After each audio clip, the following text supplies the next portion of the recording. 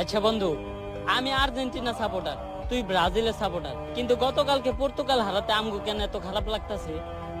কারণ এইটা রোনালদোর শেষ ইউরো।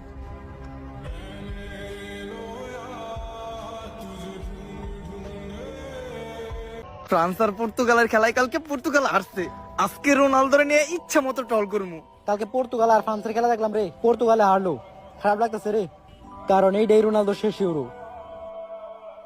রোনালদোর শেষ ইউরো আমি মন খারাপ করি কে? কারণ আমি তো মেসির ফ্যান।